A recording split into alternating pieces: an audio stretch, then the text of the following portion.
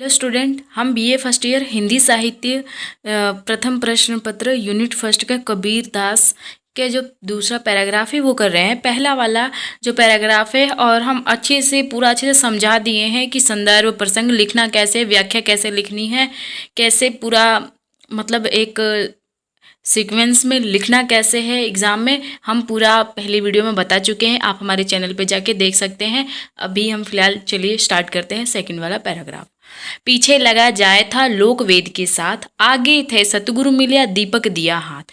यानी पीछे मतलब कहने का तात्पर्य यह है कि जो कबीर दास जी हैं वो लोक वेद का जो ज्ञान है, जो वेद हैं वो चार हैं, उनके आधार पे चल रहे थे, लेकिन रास्ते में वो सतगुरु जी मिल गए और जिन्होंने उनको एक ज्ञान रूपी दीपक समा दिया।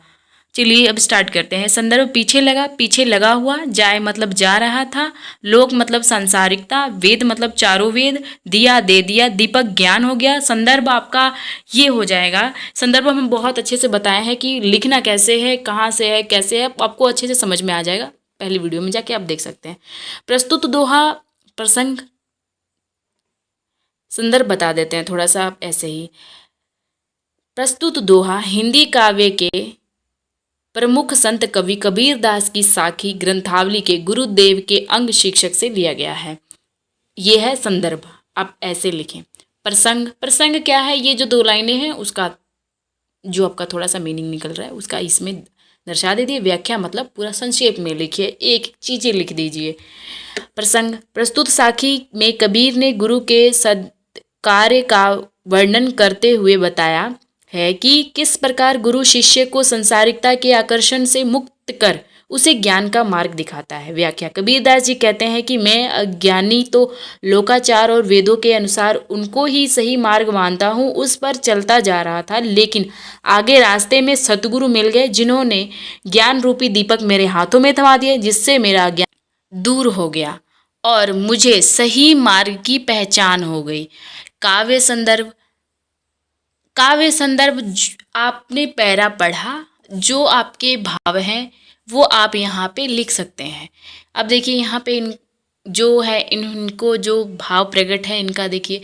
यहाँ कबीर ने गुरु की महिमा के साथ साथ यह भी निदर्शन कराया है कि समाज में व्याप्त किसी भी बात के पीछे नहीं लगाना चाहिए, अर्थात अंधानुकरण नहीं करना चाहिए। 2, सतगुरु ही शिष्य का पथ प्रदर्शन बनता है। तीसरा, ज्ञान उत्पन्न होने से अज्ञान का अंधकार स्वयं ही दूर हो जाता है। चौथा, भाषा, इसमें जो भाषा है वो सदुकड़ी है, शैली उपदेशात्मक है, शब्द शक्ति लक्षणा है, गुण प्रसाद रस शांत छंद दोहा अलंकार रूपक रूपाक्तिक शोक्ति। मतलब इसमें से आप 5 लाइनें लिख सकते हैं काव्य संदर्भ में, बस ज़्यादा लिखने की ज़रूरत नहीं है। आप एग्ज़ाम में सिर्फ इतना ही लिखिए, संदर्भ प्रसंग व्याख्या काव्य सौंदर्य लिख दीजिए, बस आपके पूरे के पूरे मार्क्स मिलेंगे, नंबर कहीं से नहीं कटने वाला है। अब देखिए तीसरा है, आपको ये भाव सामने लिखने की ज़रूरत नहीं है। अब अगर किसी को ज़्यादा पढ़ना है तो वो पढ़ सकता है, लेकिन अदरवाइज़ ये ज़रूरत नहीं है। तीसरा हम आप पैराग्राफ हमारा है, दीपक दिया तेल भरी बाती दई अघट, पूरा किया विसाहु ना बरहु न आवे हट। अब देखिए शब्दार्थ, अघट कभी न घटने वाली, विसाहु ना क्रय विक्रय, हट बाजार। संदर्भ देखिए, संदर्भ जो है आपका पहले वाला ही आएगा। फिर भी एक बार हम बोल देते हैं। प्रस्तुत दोहा हिंदी काव्य के प्रमुख संत कवि कबीरदास की साखी ग्रंथावली के गुरुदेव को अंग शीर्षक से उद्धृत है। प्रसंग जो आपको पढ़ने से समझ में आए। प्रस्तुत दोहे में कबीर ने बताया है कि सतगुरु द्वारा दिए ज्ञान को पाकर ही जीव आवागम के चक्र से मुक्त हो जाता है। व्याख्या, कबीरदास जी कहते हैं कि सतगुरु ने हमें प्रेम रूपी भक्ति के तेल से भरकर कभी ना घटने वाली ज्ञान की बाती डालकर ऐसा दीपक प्रदान किया है जिसके प्रकाश से यह संसार रूपी बाजार पूरी तरह प्रकाशित होने लगा, और उस प्रकाश में हमें जो कुछ क्रय विक्रय करना था वह कर लिया। अतः किसी वस्तु की आवश्यकता ही नहीं रही। अतः इस संसार रूपी बाजार में अब मैं पुनः लौटकर आना नहीं चाहता हूँ, अर्थात गुरु द्वारा दिए ज्ञान के प्रकाश से मुझे आत्मबोध हो गया है और संसार की असारता का ज्ञान भी हो गया है। अब मेरा जीवन मुक्त दशा को प्राप्त हो गया है और अवागमन के चक्र से पूरी तरह छूट गया है। यह मुझे गुरु प्रेम ज्ञान की कृपा से प्राप्त हुआ है। काव्य सौंदर्य जो आपको समझ में आया, जो आपके भाव, यहाँ पे अपने भाव प्रकट कर सकते हैं। कबीरदास जी पुनर्जन्म में विश्वास नहीं करते हैं। नंबर 2, पूरा किया विसाहुना का तात्पर्य पारबंध कर्मों के नष्ट होने से है। अलंकार है रूपक, अनुप्रास। अब तीनों में से कोई एक लिख सकते हैं, कोई दिक्कत नहीं है। रस, शांत, छंद, दोहा। अब चौथा पैराग्राफ है हमारा, कबीर राम ध्याये ले जिव्या सौ करिस्मंत, हरि सागर जिन्हि बिसरे झिलन देखी आनंद। शब्दार्थ, ध्यान मतलब ध्यान, जीव्या मतलब जीव। आप इसे देख ले सकते हैं, यहाँ पे हम दिखाई रहे हैं। संदर्भ आपका वही वाला हो जाएगा। आपको देखिए संदर्भ लिखने में थोड़ी दिक्कत हो रही है तो थोड़ी वीडियो लंबी चौड़ी हो जाएगी, इसलिए हम लिखेंगे नहीं। हम पहली वाली वीडियो में बहुत अच्छे से बता चुके हैं कि संदर्भ कैसे लिखना है, प्रसंग को किस प्रकार लिखना है, और हम यूनिट फर्स्ट में कितना पढ़ने वाले हैं वो सब हमने फर्स्ट वीडियो में हमने अपलोड कर दिया है, आप वहाँ से देख सकते हैं। व्याख्या, कबीरदास जी मूर्ख मानव को समझाते हुए कहते हैं कि हे जीव, तू अपने मन और जीव्या से एकमत होकर राम नाम में मन लगा। सांसारिक संसिद्धियों के दाता मानकर उथले और छिछले ताल रूपी अन्य देवताओं की ओर आकर्षित हो तू परमानंद की अथाह जलराशि से परिपूर्ण सागर रूपी परमात्मा को मत भूल। अर्थात कबीरदास जी का मत है कि अक्षीण संसारिकता सुख प्रदान करने वाले उपादानों के बदले परमानंद रूपी असीम सुख को प्रदान करने वाले परम प्रभु राम का नाम स्मरण करना अधिक श्रेयस्कर है। काव्य सुंदर।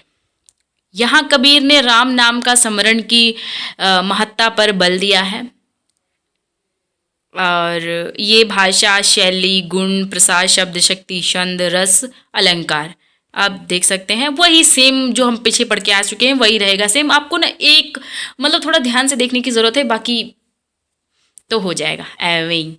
चलो 5 नंबर है, बिरह भुवंगम तन बसे मंत्र न लागे को, राम वियोगी ना जीवे जीवे तो बोरा हो। शब्दार्थ, संदर्भ आपका पहले वाला ही। प्रसंग, कबीर कहते हैं कि परमात्मा के वियोग की पीड़ा को दूर करने का कोई उपाय नहीं है, वे कहते हैं। व्याख्या, विरह रूपी सर्प शरीर में निवास कर रहा है और उसे तन में निकालने में कोई मंत्र उपयोगी सी नहीं हो रहा। राम अर्थात परमात्मा के विरह में तड़पते हुए प्राणी का जीवित रहना बहुत ही कठिन है, और यदि वह किसी प्रकार जीवन बच भी जाए तो पागल हो जाता है। भाव यह है कि ब्रह्मा के तेज से जीव की स्थिति होती है और ईश्वर से दूर होने पर संसार मोह माया का जो जाल उसे बांधकर कष्ट में डाल देता है। आपने सुना होगा ऐसा, कई लोग बोलते भी हैं। काव्य सौंदर्य, यहाँ वियोग की स्थिति सर्प के समान विकट प्रभावशाली मानी गई है। वियोग की पीड़ा राधा से पूछिए, मीरा से पूछिए। 6 नंबर, 6 पैराग्राफ, मतलब ये पैराग्राफ 2 लाइन का ही आने वाला है, ज़्यादा नहीं बड़ा होगा।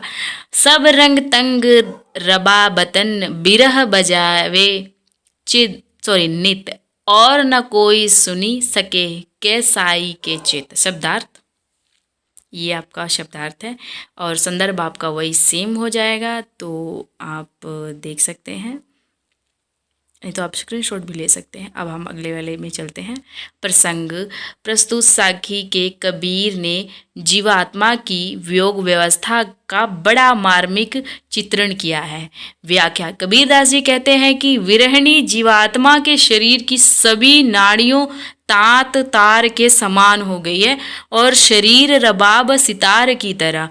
परिणाम स्वरूप प्रभु विरह में मेरी हृदय रूपी तंत्री सितार की तरह नित्य बजती रहती है, किंतु इससे निकलने वाली ध्वनि को या तो प्रियतम प्रभु ही सुन पाते हैं या स्वयं विरही आत्मा अन्य व्यक्ति इसे नहीं सुन पाता है। काव्य सुंदरी, यहाँ कबीरदास जी ने विरहिणी जीवात्मा के शरीर और मन की दशा का अत्यंत मार्मिक चित्रण किया है। भाषा, शैली, गुण, रस, छंद, शब्द शक्ति, अलंकार आपको कहीं कहीं थोड़ा सा चेंज मिलेगा, नहीं तो सेम वही रहता है। एक है तो एक, मतलब कि जो आपका जो कविता हो गया, दोहा हो गया, छंद हो गया, जो भी आपको मिलेगा ये सब थोड़ा सेम मिलेगा, मतलब जैसे कि एक कविता का आपको सेम मिल जाएगा। अब सातवां है, जो रोए तो बल घटे, हंसे तो राम रिसाए, मन ही माही बिसरुणा, ज्यों गुण काठई खाए। आपको भाव सामने लिखने की जरूरत नहीं है। सातवां, अब ये आप थोड़ा पढ़ने का कष्ट कर सकते हैं और कुछ नहीं। प्रसंग है, प्रस्तुत साखी में कबीरदास जी ने विरह के प्रभाव का चित्रण किया है कि विरह किस प्रकार विरही को धीरे धीरे खोखला कर देता है। व्याख्या, कबीरदास जी कहते हैं कि विरहिणी आत्मा कह रही है कि यदि मैं रुदन करती हूँ तो मेरा आत्मिक बल घटता है और हंसती हूँ तो उसे प्रियतम प्रभु रूप कष्ट हो जाते हैं, क्योंकि बिना मिलन के कैसा हर्षुलाल मानना, इसलिए मैं भीतर ही भीतर करुण क्रंदन करती रहती हूँ। मेरी अवस्था ठीक वैसी जैसे घुन काठ के अंदर ही अंदर खोखला करता रहता है। अब देखिए, अब जैसे अब गेहूं है, अब गेहूं में तो घुन होता ही है ना, अब अंदर घुस जाए तो पूरा खोखला कर देता है, देखा होगा। तात्पर्य यह है कि प्रियतम का विरह मुझे भीतर ही भीतर जलाता रहता है। चलिए हम काव्य सुंदर है, भाषा, शैली, गुण, शब्द शक्ति, भाव ऐसा नहीं लिखने की ज़रूरत है आपको, इसको कोई ज़रूरत नहीं है, इतना लंबा नहीं लिखते हैं। अब है, अगम अगोचर गमे नहीं, तहाँ जग में ज्योति, जहाँ कबीरा बंदनी, तहाँ पाप पुण्य नहीं हो छोती। अब चलिए देखते हैं शब्दार्थ, फिर संदर्भ सेम वही हो जाएगा। प्रसंग, व्याख्या, आपका प्रसंग प्रस्तुत दोहे में कबीरदास जी ने पर ब्रह्मा के रूप को स्वरूप की व्याख्या की है कि पर ब्रह्मा ज्योतिषमय है। देखिए इसमें ये जो है एक लाइन में है, अब इसी को पूरा संक्षेप में लिखना है। आप लिखने का मतलब थोड़ा आप इतना आपने पढ़ लिया तो आपको समझ में तो आ ही गया होगा कि इसमें है क्या, तो आप देख लीजिएगा। काव्य सुंदर है, भाषा, शैली, छंद है। वीडियो काफ़ी लंबी हो जाएगी। अब 9वां हम करते हैं, 9th। मान सरोवर सुभर जल, हंसा केली कराही, मुक्त ताहल मुक्ता चुगे, अब उड़े अनंत न जाए। संदर्भ वही हो जाएगा। प्रसंग है, प्रस्तुत दोहे में परमात्मा रूपी मोती की प्राप्ति का वर्णन। अब व्याख्या, काव्य सौंदर्य, भाषा है। अब 10वां नंबर है, देवल माहे देहुरी, तिल जहे बिसरतार, माहे पाती माही जल, माहे पूजनहार। संदर्भ वही। प्रसंग, प्रस्तुत साखी में कबीर ने ईश भक्ति में ब्रह्मा उपादानों जल फल फूल आदि के निरर्थकता दर्शाई है। व्याख्या है, कबीर कहते हैं कि शरीर के ब्रह्मारंध्र रूपी एक मंदिर है जिसके अंदर एक प्रतिमा स्थापित है जिसका आकार तिल के सदृश अत्यंत सूक्ष्म है। आप ये देख सकते हैं, नहीं तो आप स्क्रीनशॉट भी ले सकते हैं।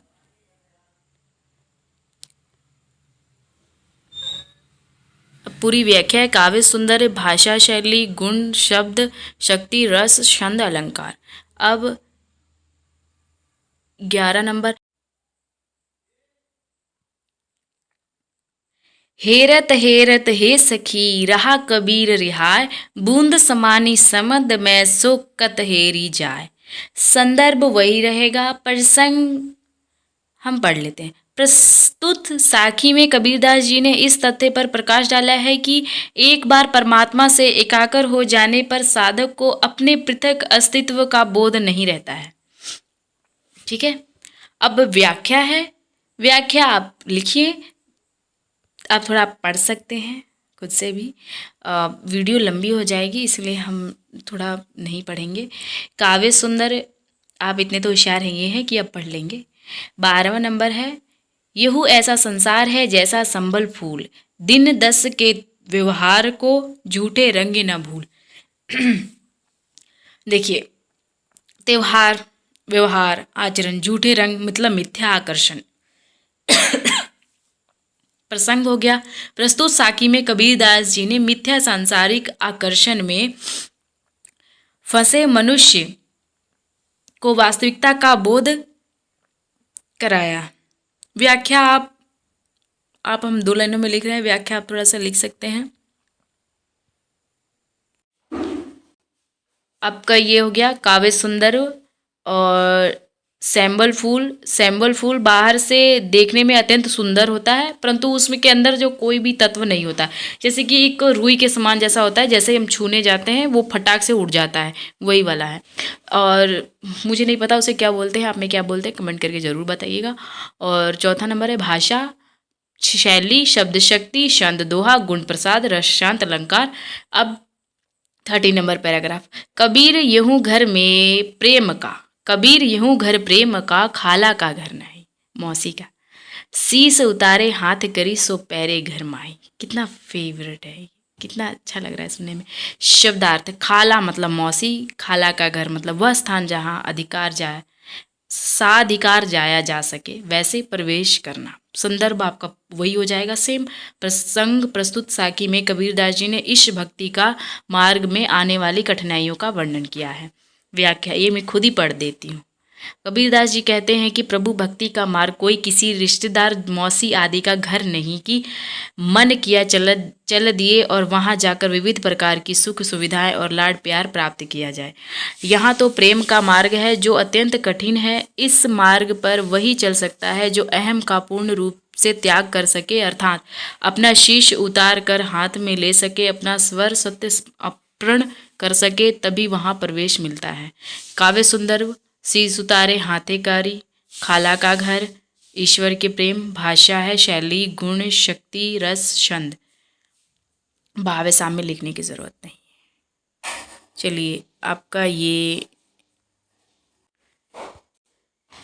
40 नंबर पैराग्राफ, यह माया रूपी बेल भी बड़ी विचित्र प्रकृति की है। इसमें आगे आगे तो भयंकर अग्नि चलती रहती है और पीछे से यह हरी भरी होती जाती है। कबीर उस वृक्ष की बलिहारी जाते हैं जो जड़ काटने पर भी फल देता है, अर्थात माया को निर्मूल करने पर भी मोक्ष रूपी फल की प्राप्ति होती है। काव्य सुंदर, वृक्ष को यहाँ शरीर भी माना जाता है और अग्नि को विरहाग्नि में निरूपण करने यह अर्थ निकलता है कि साधक का शरीर रूपी वृक्ष विरहाग्नि में जितना जलता रह जाता है उसका मन हरा भरा अर्थात ईश्वर की भक्ति में डूबता जाता है।